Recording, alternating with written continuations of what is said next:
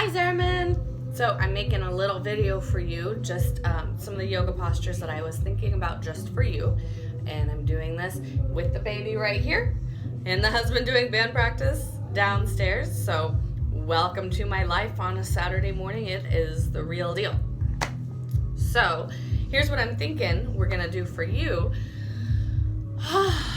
to encourage a little bit of movement, which I know you've got your personal trainer, so you've got your movement settled there, but how to incorporate breathing so that you can work yourself into like a more relaxed state so that your vagus nerve is just more readily, more easily in the rest and digest stage rather than fight and flight. So also going to help your back. And of course, if anything is hurting, don't do it. If it feels a little bit uncomfortable, then that's good, but you don't want it to feel too uncomfortable. You just don't want any of these movements to add any additional stress. So the idea here is just to link breath and movement together. I'm going to start with forward folding for you. So allow yourself to come up to standing tall, feet hip distance apart.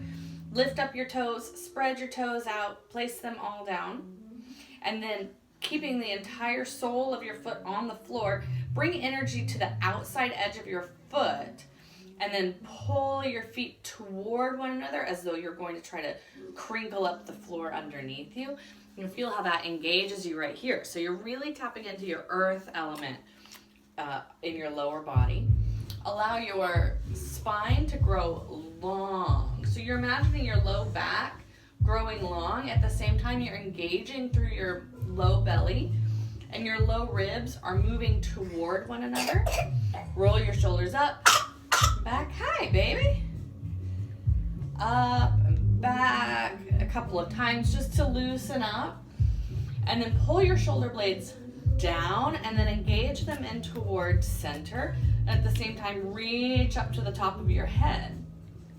And maybe imagine that you're actually trying to reach the ground with your fingertips. And then check back in with all of these points again. So your feet are planted, pulling toward one another. Your knees are gently bent. Your low back is long, low belly, low ribs are engaged.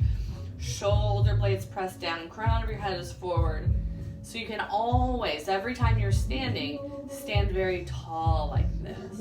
You can do this in the grocery store. You can do this when you're brushing your teeth. You know, play with it. Inhale your arms up and then folding all the way forward. So this is what I was talking about on our call. I'm going to show you from the side. Bend your knees so that your chest can rest fully on your lap. And then allow your head to be heavy, you know, just dangle your head around as though it's like a pendant at the bottom of a necklace. And maybe even give your head a little gentle massage, right? So encouraging ojas to flow down to the crown of your head. Inhale, come up halfway, and you're doing this to imagine that your spine is growing long. So again, low belly and low ribs are engaged, long through the crown of your head and your tailbone. Exhale, fold all the way forward again, and again, bend your knees, allow your head to be heavy. See if you can notice just a little bit more space in your spine. I'm gonna mirror you or show you where we're going next. So placing one hand on the floor or on a block, whatever works for you, directly underneath your nose, you're gonna bend the corresponding knee. So bending your knee as you inhale your opposite arm up and then pressing into that same hip in the back. So inhale big here, exhale, bring your hand down and then switch sides. Exhale, so you just inhale, bring your arm up, press through that same hip. So you're really extending through your knee. Exhale, fold forward, inhale. And you just do this as often this feels good for you. So really linking your breath with your movement. Your breath leads the way.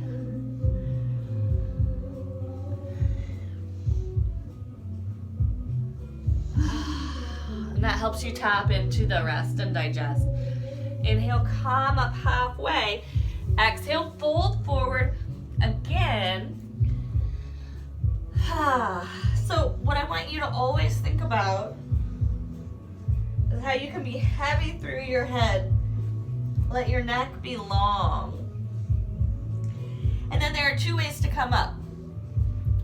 If it's comfortable for your back, you can roll each vertebrae over the one in front of it until you, oh baby, hi. Until your shoulders come over your hips and then your ears come over your shoulders. And give yourself a second to let everything settle back in its place. If that's not comfortable for your back, you fold forward, come up halfway, again, engaging through your core and low belly, and then reverse swan dive with a strong back. Inhale, and then exhale here. So those are a couple of standing things that you can do to help link your breath and your movement and tap into just that calm sense of ease. So you're blending steadiness and ease through your practice. My baby is helping us here. Again, getting into your back here. Inhale, you're gonna find length through your spine. So you're always keeping your low belly and your low ribs engaged. Again, your shoulder blades press down and engage in towards center while reaching tall through the crown of your head.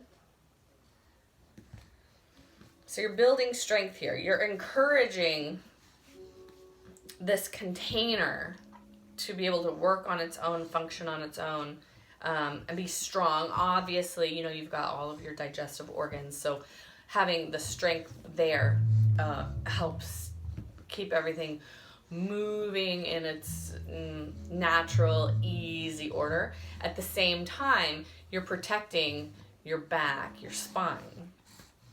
So always practicing strong spine, but in a way that you can breathe with ease. So your breath is the most important thing in your practice, just like it is in your life.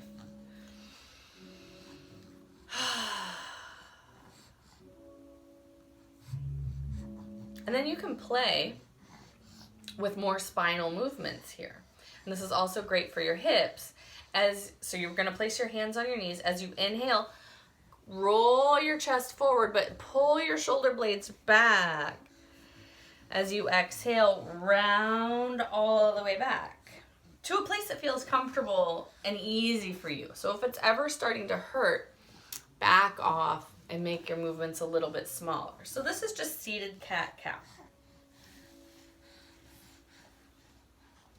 And you can play with exploring what feels good in your body in this particular moment. And then you can turn it into circles. So this is going to help get into your spine a little bit more, and especially in your hips. So now as you inhale, you're going to lean over one knee, scoop your heart forward, and then as you exhale, come all the way back. Hi. Oh, yes, you too. And so your inhale, exhale. And again, the entire purpose is to find this balance of steadiness and ease. And the bigger your circles are, the more you're going to get into your hips. The smaller your circles are, you're going to get into the upper part of your spine. Goodness. And then you want to make sure that you go both directions.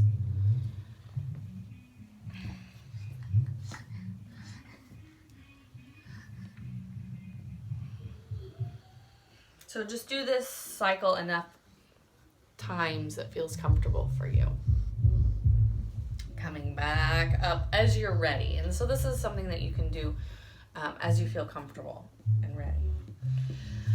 And after you feel like you've moved enough through your hips and your spine that you feel mobile, and comfortable enough, you can open up your side body. So this is a really, really nice one to help release stagnation in your lungs, as you'll feel in just a second. So you inhale your arms up. Exhale, place one hand down, but inhale, reach up with the opposite hand again. Exhale, fold over to the side. And you can inhale and exhale your way through.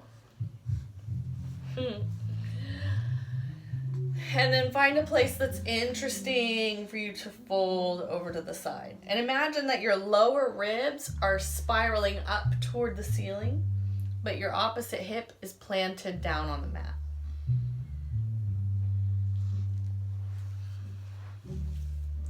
And switch the cross of your legs as you can. So inhale, bless you, baby. Folding over. Inhale. And so when I kind of move into these motions, I say it's like sweet talking your side body open.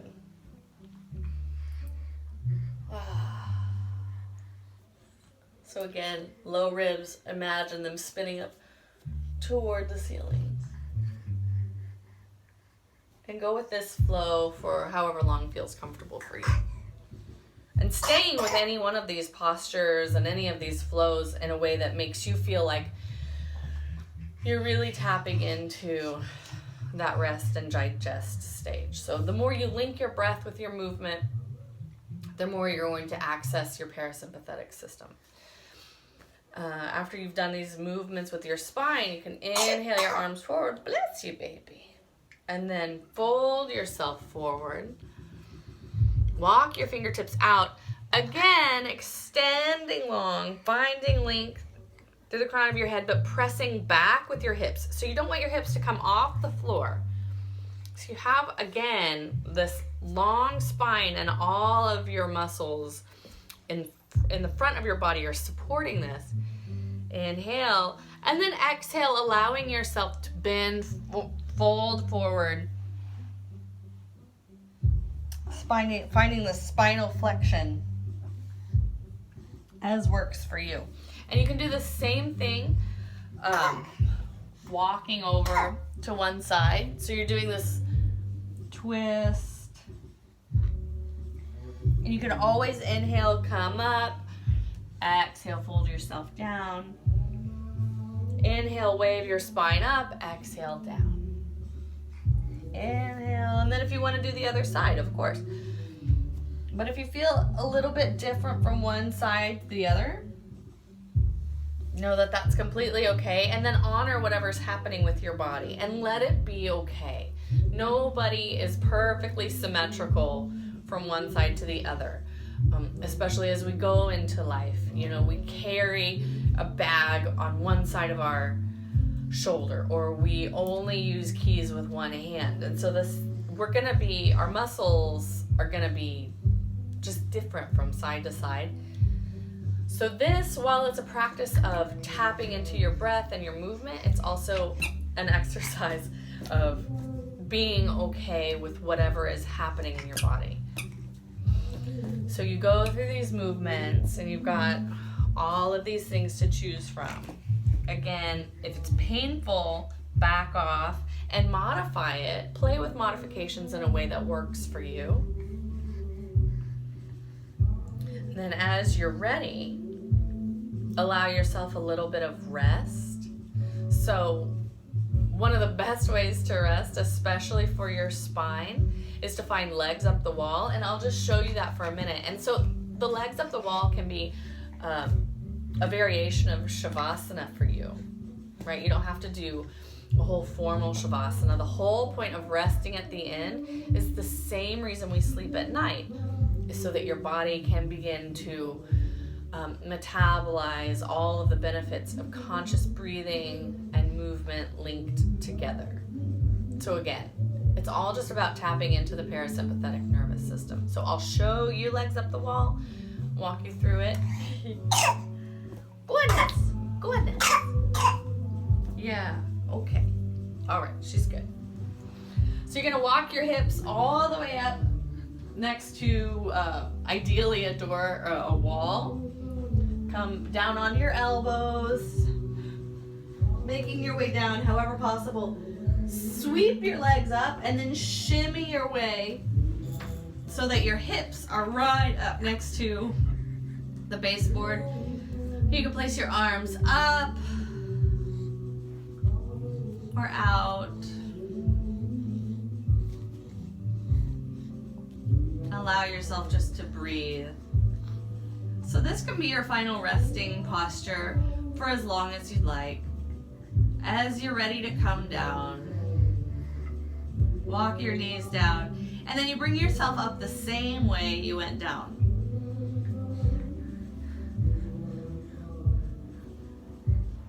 Again, being mindful with your back. If it hurts, then modify in a way that feels comfortable for you. So what I like to say about yoga is that we do all of these postures and all of the breathing.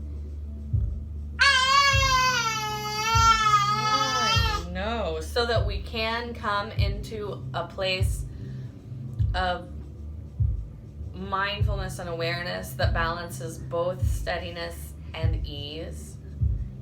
And allow yourself a few moments to just rest, sitting upright with your eyes closed, and simply feel if there has been any sort of shift in any part of your body. And the purpose is not to create the shift, so it's really easy to get hung up with making sure it's all just right or creating perfection around it. But perfection doesn't exist, it's just a myth.